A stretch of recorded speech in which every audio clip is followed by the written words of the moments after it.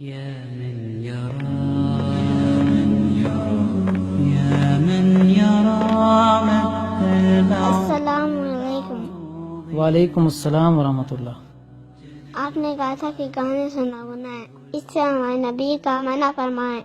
جی بالکل، ہمارے نبی نے تو یہاں تک فرمایا تھا کہ میں گانے کو ختم کرنے کے لیے آیا ہوں، میرے بھائی تو گانے سنتے ہیں، تو آپ ان کو منع کریں۔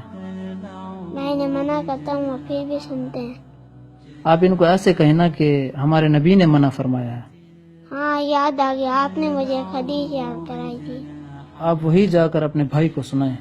اگر وہ پھر بھی نہ مان تو ایسا تو ہو ہی نہیں سکتا کہ کسی امتی کے پاس اپنے نبی کا فرمان پہنچے اور وہ پھر بھی نہ مانے۔ جی ٹھیک ہے، جزاک اللہ۔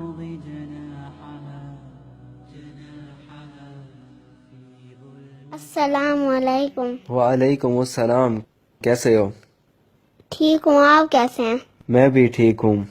بھیا آپ کیا کر رہے ہیں؟ گانے سن رہا ہوں، آپ سنو گے؟ نہیں میں گانے نہیں سنتا۔ کیوں؟ مجھے قائد صاحب نے بتایا ہے گانے سننا گناہ ہے، گانے کا رواج کافروں نے ڈالا ہے تاکہ مسلمان گانے سنیں اور قرآن مجید نہ پڑھیں۔ پھر گانے کو روح کی غذا کیوں کہتے ہیں؟ گانا روح کے غذا نہیں ہے، روح کے غذا اللہ تعالیٰ کا ذکر ہے۔ ہمارے نبی نے فرمایا الغناء ينبت النفاق فی القلب، گانا دل میں نفاق کو آتا ہے۔ اس بچے نے بات تو بالکل ٹھیک کہی ہے۔ یقیناً ہم اپنے پیارے نبی کے نقش قدم کو چھوڑ کر کفار کے نقش قدم پر چل رہے ہیں۔ کل قیامت کے دن ہم نے اپنے نبی کا سامنا کرنا ہے، کس منہ سے ہم ان سے شفاعت کی درخواست کریں گے؟ بھائی آپ کو ایک اور بات بتاؤں؟ جی ضرور بتاؤ۔